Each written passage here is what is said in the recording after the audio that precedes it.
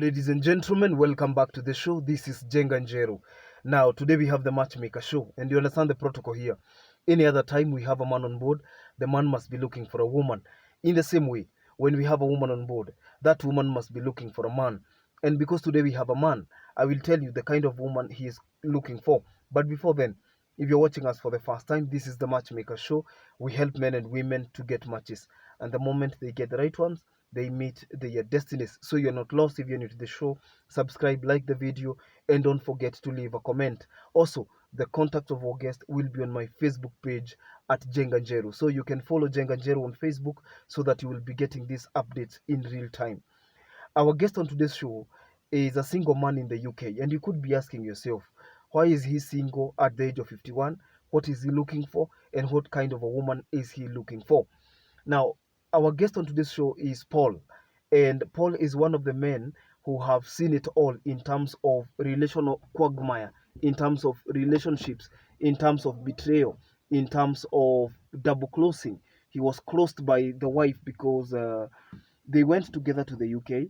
Of course, they went for greener pastures, but all hell broke loose the moment they arrived there. It happens that in most cases, there is a notion that African men or African men who are living in Africa have such levels of, what do we call it, chauvinism, patriarchy, authority, leadership.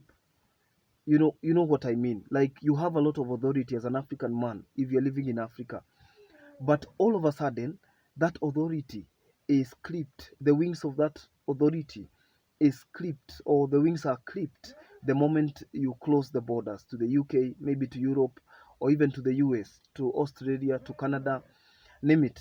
And it happens because the law is different from what happens in places like Kenya. For example, in places like Kenya, an African state, patriarchy is paramount. The authority and leadership of a man is non-questionable or unquestionable. It is final. It is absolute.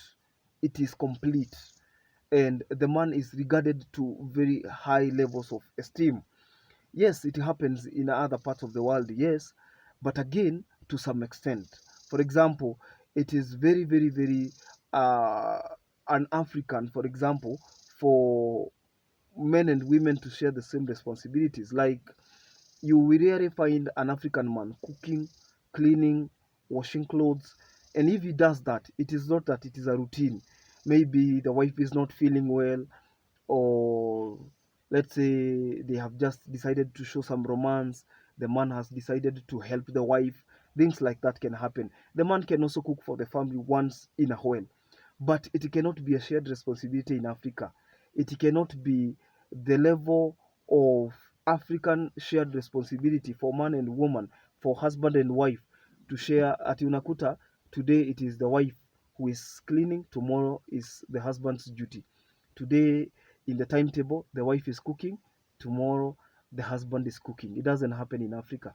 But and maybe because most Africans, I'm not saying all, most Africans, especially men in that setup, maybe taking up more responsibilities like the leadership of the family, the provision of the family, and things like that. But when you close borders, for example, you realize that people share bills. If it's house rent, it's 50-50. Maybe when they go out on a date, 50-50, and things like that. And because of those differences, then the submission of the wife automatically goes down. And that is the case I am discussing today, as narrated by Mr. Paul himself. So, Paul is a 51-year-old man. He went with a wife. They were looking for greener pastures. Their marriage was 7 years old when he went there. So he's been in the UK for quite some time. And he was living in Manchester. And he was living in Manchester. And now what is the name of that state or town or that city? I have forgotten the city. But all the same, where he lives is not important, but you just know that he's in the UK. I've forgotten. If I remember as we continue with the video, I will mention it. So Paul is looking for a wife who is in Africa and willing to travel. And that wife should be either officially divorced with papers, all widowed. Because what happens is that most of the time, people who have been casually separated have a higher responsibility, or they have higher chances of getting back with their exes. These are not my words, these are Paul's words. I'm his spokesman today. And he's looking for a woman who can travel to the UK so that they can live together, because he's not planning to come back to the country. The moment he went there, he says that he saw the epitome of betrayal. The man who had, for the last 7 years in his marriage, provided everything, cared for the family, and they decided to go out and explore possibilities. Because, sometimes you want to go out there and dare. You want to dare abroad. You want to go out and make a living. You want to go there and make your dreams come true. Sometimes it is wisdom to realize that your dreams cannot be fulfilled from where you're seated. So you have to walk out there and make those dreams count. So that is exactly what he did. But unfortunately, it didn't materialize because the wife became nonchalant, became a don't care, and the wife even started cheating. And you see, sometimes I like listening to both sides of the story. So we were able to communicate with the ex wife who moved on, in fact, and the man he's requesting for somebody who has official divorce papers, because they have officially divorced with the wife. The wife was able to tell me that, she couldn't, how she was brought up, they were not brought up in a 50-50 arrangement. So her submission had to go down if the man's ability to provide was to go down. You see, when you live in a place like, let's say, a middle class estate in Nairobi, give us examples of middle class estates. Maybe Kasarani, Kahawa Sukari. Kahawa Sukari is in Kiambu. I'm just giving an example. Maybe Buruburu, places like that. Donholm, some faces of Umoja. You know what I mean?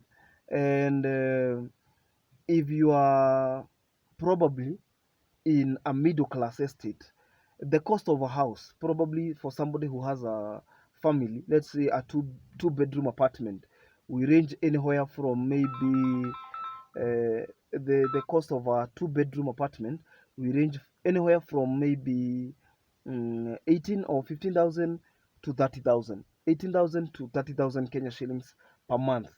Okay, and the converse is is, uh, is ironical when you go out there, because in places like the UK, in places like the US, I've interacted with those people.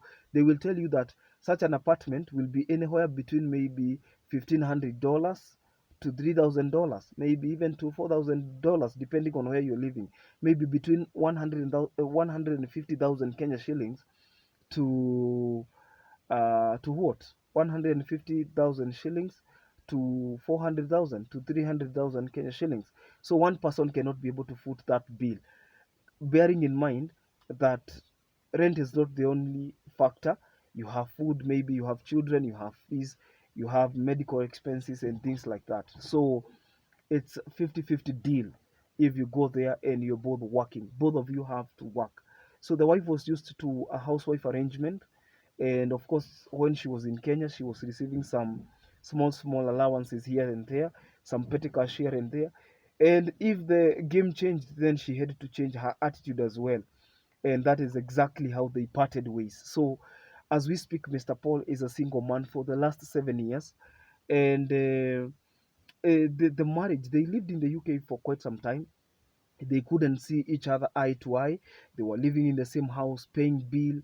Like wewe bill, wakati wa bill ukifika, unawekelea pesa yako hapo, mwingine anawekelea yake hapo, mnalipa. You're not talking to one another. Now the kids are big, so you could be asking yourself, I want him to give you the detailed story.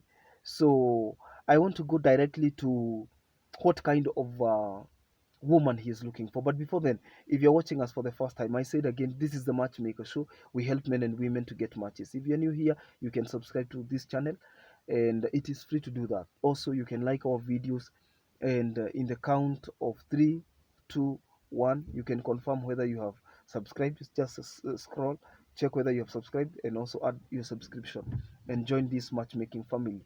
Yes. Now, he's looking for a woman who is between the ages of 45 and 50 strictly because he doesn't want to add more kids. You see, if you have your own children, it will be an added advantage because you will not have the need to add more. But probably you can adapt or adopt one. You can adopt a kid together and maybe raise the kid. He's open to that, but he's not willing to sire another kid. He says he doesn't have any medical complication. He is a permanent resident and he comes back home once in a while. So the last time he was here, excuse me, I have to disconnect that so that we can finish the video, and then I'll be able to pick it when once we are done. So he comes home once in a while. The last time he was here was 2022. After immediately after the general elections, he was here in the month of November, and he went back. So for maybe 1.5 years, he has not been able to come to the country. But if he wants to travel, he can travel. This is the juicy part. If this woman will tick the boxes of a God-fearing woman, a woman who is decided, a woman who is, and God fearing in the sense that the woman will be submissive. Because you see, you cannot go to the UK and sit down. It is good to enjoy the privilege of marriage, but marriage is hard work. And he says that even the woman who is coming, he believes the woman will not be an angel, but he also wants a woman who is not indoctrinated to equality, thinking that the man and the woman are equal, irrespective of what they earn, irrespective of what one brings on the table in terms of material resource. If you're that kind of a woman between the ages of 45 and 50, if you're 51 like him, that's a deal breaker. He is not looking for somebody who is 51. And this person should also have 2 kids maximum. If you have 1 kid, that's good. If you have two, the better, because then that's what he's willing to have. But other arrangements can be made, and he's looking forward to getting a woman. He's a Kenyan citizen by birth, and he's also a resident of the United Kingdom. If you're there and you could be interested, I will post his contact on my Facebook page at Jenganjero so that as many as those who are interested in him can get in touch. Okay, and these people can begin dating. So, with that said and done, then we can only hope that he will get a good match from our show, because again, we said that this season 2 we will do our very best to ensure that we match as many as we can, as many as those who can approach our desk. And I told you, if you want your story to be aired, you can contact our office on 0712 997 660. That is plus 254 for those who are out of the country, plus 254, that's the country code, plus 254 7 0 plus 254 712 997 660. And you will either get in touch with Liz, Alice, or even Tony. And we added a new team member on the list recently. I'm going to introduce him to you shortly as we continue. So until next time, this is Jenganjero. Don't forget to subscribe, like the videos, and always you can also follow me on TikTok. By the way, I officially joined TikTok. If you're on TikTok, we can follow one another. Bye bye. God bless you.